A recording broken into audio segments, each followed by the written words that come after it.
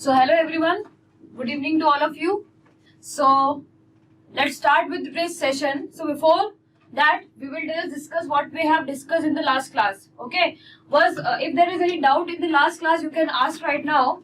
Okay, so what we have discussed in the last class was total probability theorem and Bayes theorem. Basically, total probability theorem is used when you have some event A which is composed of some mutually exclusive events like this. And if I ask you what is P of A, then you can use your total probability theorem. That these things we have discussed in the last class. That if A consists of some mutually exclusive events, then its probability can be found using this theorem. Then we discussed about the Bayes theorem, which was just the reverse of this. That if A consists of these many sub-events, then if you want to find out the probability of happening of A1 given that A has occurred, if this probability is required given that A has occurred, then you will do this Bayes theorem. So basically, conditional probability wherever it is asked, you will use Bayes theorem, while if only an event's probability is asked, then you will use total probability theorem. Okay. Then we came to this part of basic statistics. Okay, and we have discussed something about what is known as, or what is the use of this statistics, how we are manipulating with the data, what we are doing. So we have said that we are collecting the data, then classifying the data, and then analyzing the data to draw some conclusions. So we have classified the data using this frequency distribution, and then I drew some 6 graphs to tell you that there is some difference in each and every graph. So to tell you what kind of difference is there in each graph, we need this characteristics of frequency distribution. So we studied why we need such characteristics and what are all those characteristics. So what we have discussed in the last class. So now we will be discussing them in deep. Okay, it will take around 20 to 30 minutes to discuss all these, and then we will move to the next important part, which is random variables. Okay, and then again in random variables part also we will be using the statistics. That's why we are studying this statistics right now. Okay, and then after that the distributions, like here we have frequency distribution. For random variable we will have probability distributions. So you will see that there is some similarity between these two, and what is the similarity that we will be looking at today. Okay, so again today's lecture is important because of this part, because if 2 questions come from probability, then 1 question is from up to the part that we have discussed till now, like from basic probability or through conditional probability or through these theorems, and the second question will definitely be through the random variables part and the distribution part that we are going to cover up in the next lecture. Okay, so let's start with the lecture. So let's start. So first of all, write down heading measures of central tendency. Write down the heading measures of central tendency. Okay, measures of central tendency, write down. I am dictating you. Write down in measures of central tendency a frequency distribution curve. I am dictating it. Please write it down with me. A frequency distribution curve shows how the data, frequency distribution curve shows how the data is distributed,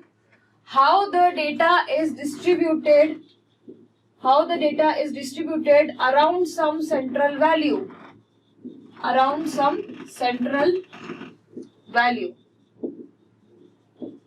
That this thing we have seen in the last class, that frequency distributions are distributions which you can observe that they are distributed about some central value. Okay, then write down. After this, write it down that different methods give different averages. Different methods give different averages, which are the measures of central tendency. Write down different methods give different averages, which are the methods of central tendency. Okay. Then write commonly used measures of central tendency are mean, mode, and median. Commonly used measures of central tendency are mean, mode, and median. I am very sure that you must have heard about these 3 terms in your school level and you found it very easy to calculate also. Okay, so let's just briefly discuss them. What are they through an example? So consider the example given to you, and I have given in the example that raw data is given to you. What do you mean by raw data? Raw data, can you tell me what is raw data and what is classified data? Reply in the comments, what do you mean by raw data and classified data? Raw data means the data that you have collected through the sampling process. Like I have told you about the population census. So that data is raw data because you went to particular house and you collected some data and you wrote down in a table. Okay. Now what is classified data? Classified data is the one which we have seen in the last class. This data is known as classified data because the variable is now classified into several classes, and that you have made a distribution in tabular form like this. Okay. Yes. So ungrouped data or unerased data is said to be your raw data, which is given to you. Now what is required to find out? First is mean, mode and median. So let's say n is the total number of data points. If n is your total number of data points, what do you mean by data points? The particular value, one particular value is known as data points. This all is data and one value is known as data points. So if n is the total number of data points, then mean is given by, what is mean? Mean is given by x1 plus x2 plus x3, so on plus xn divided by n. Means summation of all the data points divided by n. Can you find out the mean now?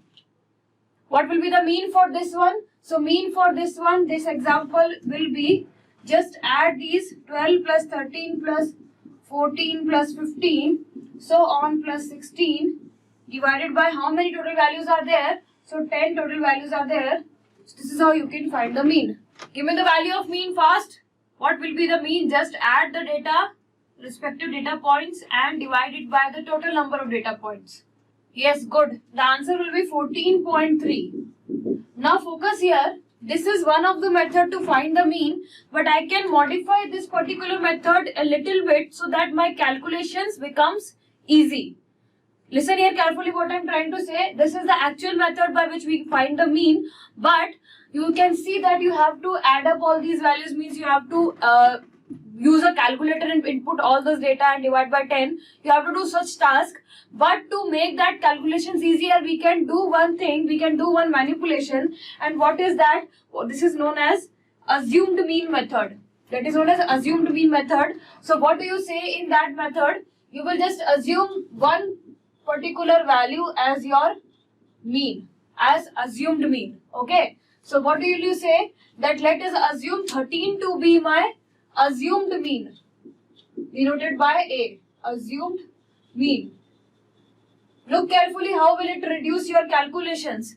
Now what will you say? Okay, A is the assumed mean, okay, which is 13 here, so I am writing down A is the assumed mean, but obviously it is not equal to your exact mean. Yes, obviously we got the exact mean to be 14.3. So what we will say, we will just take the differences of this mean with the particular data point and add them all up and divide them by 10. And you will get the required mean.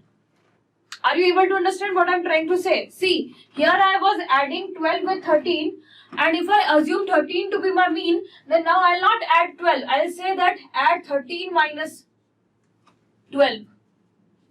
Sorry, 13 minus 12, no. If you want to make 12, then you should do 12 minus 13. This should be your first term. So that again you will get 13 minus 13 as 0 and divided by, and you will get 12. Okay. Similarly for the next term, there is 13 over here and here 13 also, so nothing to be added. But here for 14, you must add how many? So you will have to add 1, so that 13 plus 1 gives you this 14. Similarly for 15, you will have to add 2, so that 13 plus 2 will give you this 15, and so on for the other data. Like for 14 you will again add 1, For 12, you will subtract -1, then again 1, then again 2, then 5, and then 3. All this quantity divided by 10 plus 13 will be the answer. So what we are trying to do is that we will just calculate the error from the assumed mean with the respective data point and then sum them up, divide by 10, and that will be your mean. Okay, I hope you are able to understand this. This is kind of a short trick where you can see that the calculations has become very less because some things will be cancelled out, and these all calculations you can do manually without using your calculator also. So that is why we can say this is a short trick to you. Understood? Should I move ahead? Understood how to calculate mean? Write it down. Write it down and reply with done when you are done. And all of those who have written it down, tell me, what do you mean by mode? What do you mean by mode? What do you mean by mode? So I feel that from the first class of ours to this class, I feel that your interactions is getting reduced. So don't do that, please. Again, I'll remind you that there is a difference between the recorded lectures and live lectures. The benefit with live lectures is that you can reply or you can ask your doubt in the real time, which is not possible with the recorded lectures. So keep on interacting. So the mode is nothing but the maximum times repeating data point or the most frequent data point. That data point which is occurring the most number of times is said to be the mode of the data. So write down for mode, it is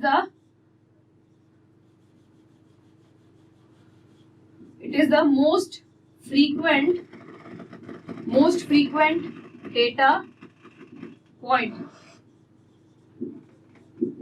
I am not giving you proper language definitions because this is enough for you. Okay, no questions are asked like in past 30 years. Only two questions are asked from these 3 topics. Okay, so that's why we are doing it a bit fastly. So now can you tell me the mode for this data point? Mode for this data points for this example, consider what will be the mode. How to find mode? Just look at how many times a particular data is repeating. So if I arrange this data like this, x and corresponding frequency, so you can see that x is varying from 12, 13, 14, 15, then we have 16 and 18. These are your x values, and corresponding frequencies you can directly see. Frequencies are nothing but the number of repetitions the data point will have. So 12 is repeating 1 and 2 times the frequency is 2. 13 is repeating 1 time, frequency 1. 14 repeating how many times? 3 times. 15 repeating 1 time. 16 also 1, 18 also 1. So you can directly see that the data point with the most frequency is 14. So 14 is your mode. Mode is 14. Mode is not 3. Don't get confused that mode will be the frequency value. Frequency value does not matter here. That's just why we are drawing this table is because you can see which one is having the highest frequency. That is the thing. The mode will be always corresponding to x value. Again, mean will be always corresponding to x value. And similarly for median. I think everybody got understood. Now, I'll ask you one very logical question, just an aptitude based question, that for this assumed mean method, what value I should assume among these values so that my calculations for calculating the mean are minimum. What I'm saying, again repeating the question, that what value among all these data points should I assume my mean to be so that my calculations are minimum for the assumed mean method? Reply everybody else. Yes, very good. Everybody is replying. So you have understood.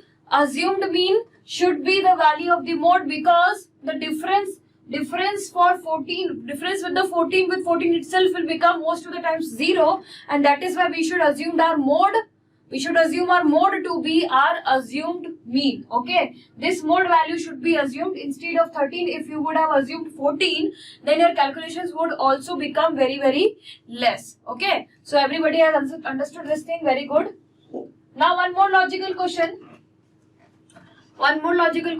Can understand the question, please? Can there be any data which will not have any mode? Is it possible to have a data which will not have any mode? Is it possible or not? Yes, if same frequency, if let's say for this 12 the frequency was 3, then for here this data you will say that because two of the data points have same frequency, you will say both of them are mode. Yes or no? If the highest frequency is the same for two data points, then both of the data points are assumed to be the mode. But if all the frequencies are 1 or if all the frequencies are 2, that does not mean that there is no mode. There it will be said that all the values of x are your mode. Okay, so there will be multiple modes, not a single mode. So there is no case where you will not have any mode for a particular data, because if frequency is even 1 for all of the x values, then all the x values will be considered to be your mode. Okay, I hope we have talked a lot about this. Let's move to the median. Now what is median? So median basically denotes your middle value of data point.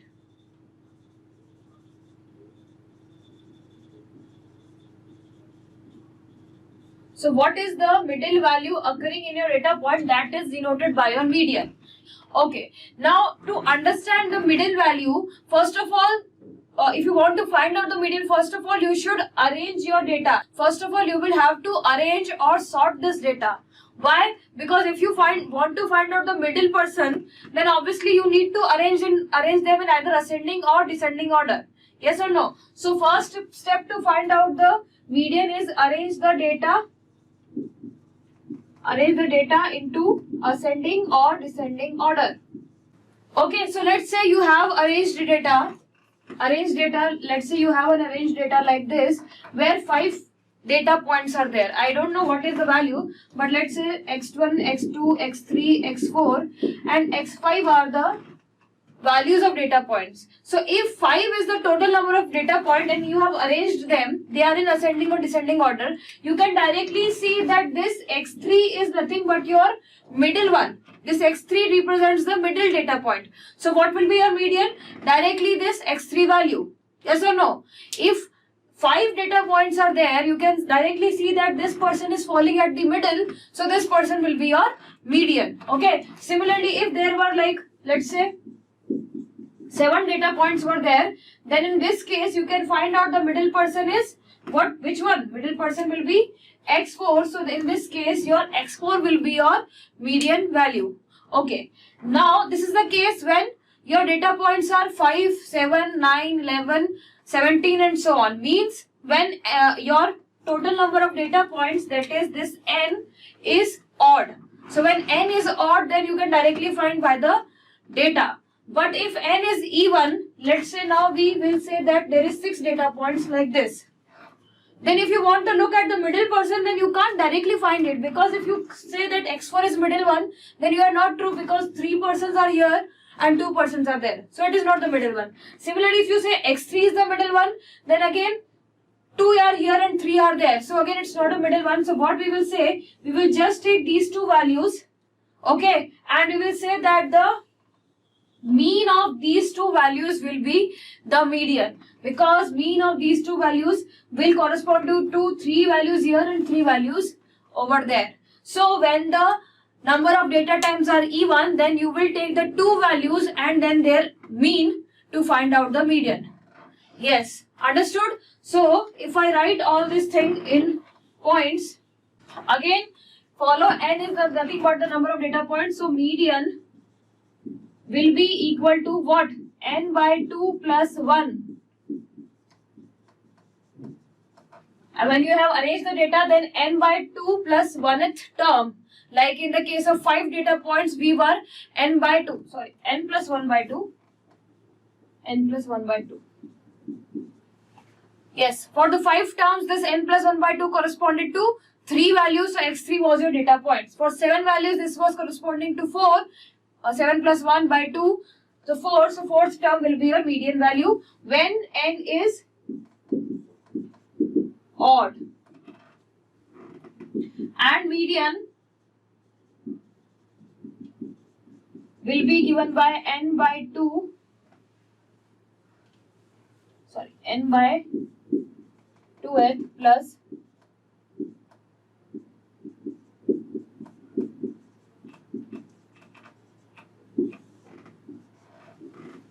so median will be given by n by 2 plus n by 2th term plus n by 2 plus 1th term. Like for 6 x total data points equal to 6, we will take 3rd term and 4th term, and then their average will give you the median. So this is the case when f is even. Now find out the median for this data point. It is very easy. Just first of all arrange them. So give me all of you give me the answer. So first of all arranging the data. So writing in this manner, 12, 12, then there is a 13, then 14, then there is a 15, 2 15s are there, and 16 and 18.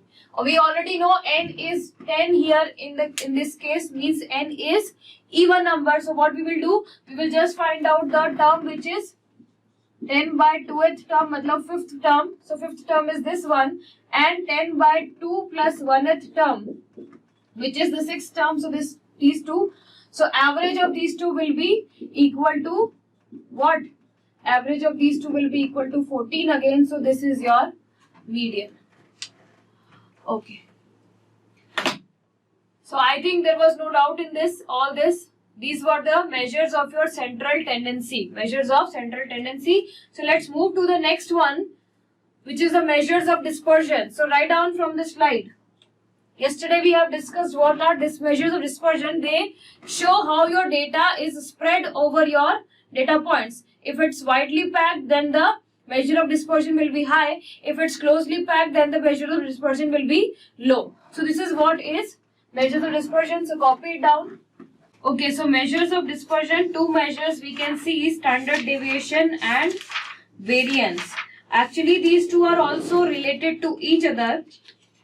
Okay, so first of all, I am writing down standard deviation. So standard deviation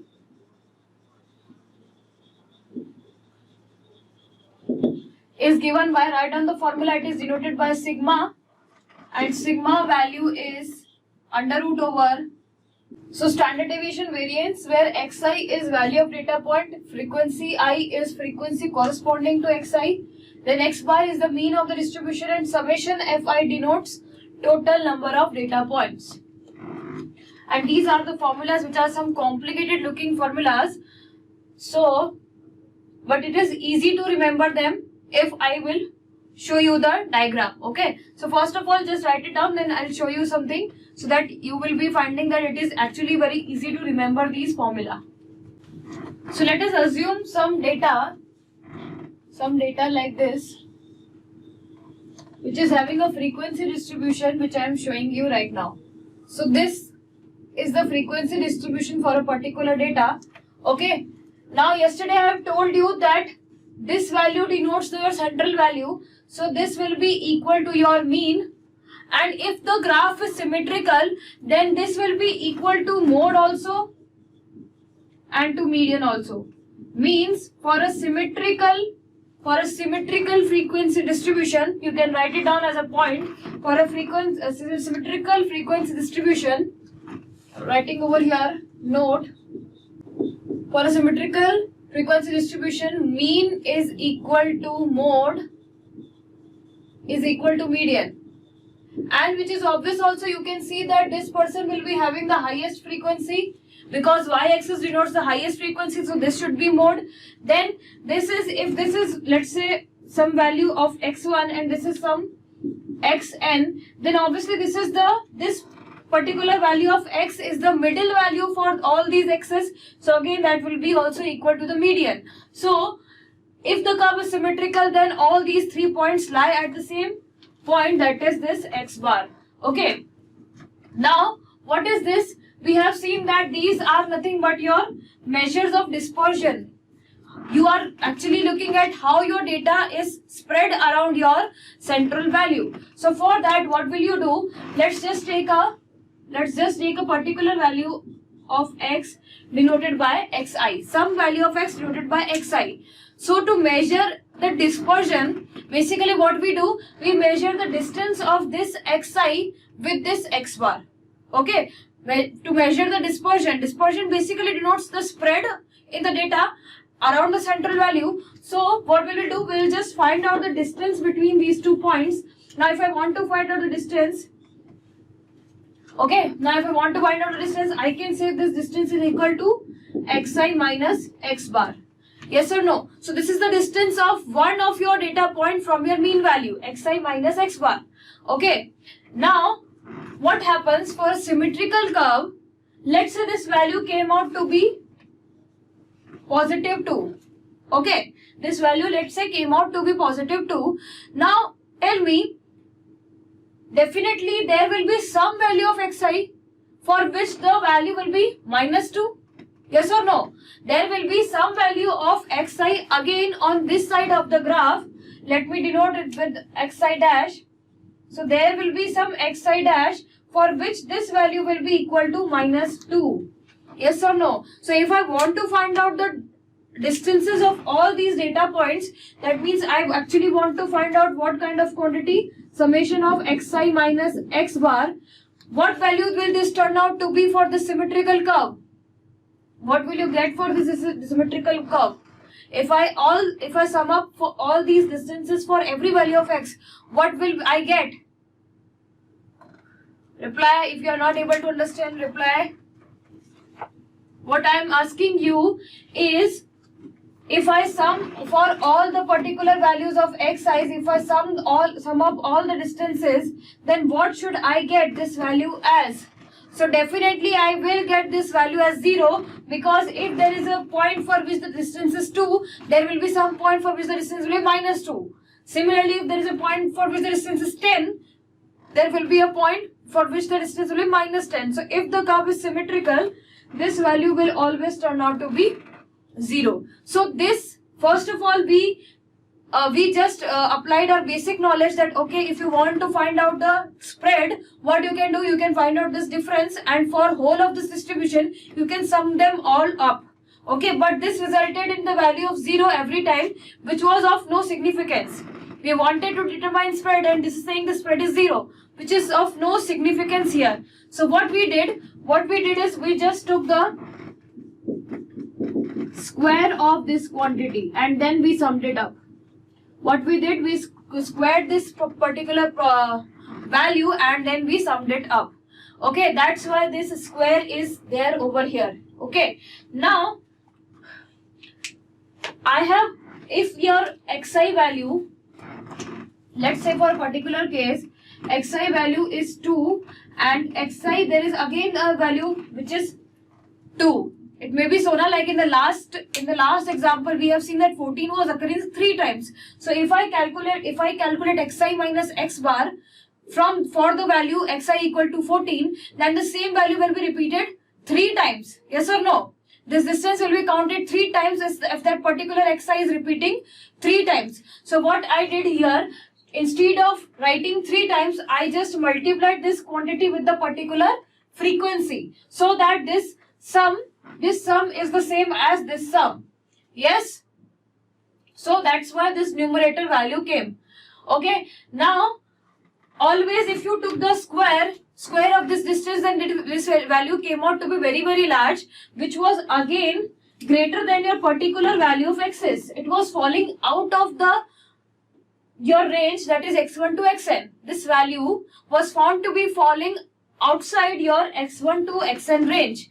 But that again did not lead to some fruitful conclusion. So what we did, we just took the average distance of all these points. So that is why divided by total summation fi. And when we did this, we arrived at this thing which is known as variance. Okay. So what is variance? Now you can see variance is nothing but the average of the distances of data points from the mean. Okay, so if you write down this kind of definition, then it is easy to remember the formula. Average distances. Any doubt in this? So that we arrived at here, first of all we wanted to look for the spread, and we just applied basic knowledge that for spread you need the distance, but the distance was always coming out to be 0, so that we squared it. Now what happened when you are squaring it, it is obviously going to fall outside the range x1 to xn. So if you want that to fall inside the range x1 to xn, so you should divide by the total number of data points, basically take the average, so that we here arrived at our variance. Now, why we took the under root over here is that because if variance is this quantity, okay, let's say this was your means you can say this x was denoting your rainfall data, means of rainfall every year. Okay, let's say x denotes the of rainfall every year. What is mean by that? Variation of data points from the mean. How is your data varying from the mean? That is the thing. That's why the term variance. Okay, I wrote like this. You can find out several definitions on internet also and books also. I wrote down like this because it is easy to remember the formula if you remember this statement. Okay, that's why. Now coming to the point that I was telling to you. Let's say for an example, this data was representing your annual rainfall data. Okay, so you can see that for particular months the rainfall will be lesser, but for some particular months the rainfall will be greater. Okay, so this kind of, let's say the distribution is followed by rainfalls. Now if I want to ask you what is the variance of this rainfall, data, then if x was in what will be the unit of this variance quantity? What will be the unit for this variance quantity if x was in Reply me in the comments. I am talking about just the unit, not the value. So if this was a rainfall data, what unit you will get for the variance?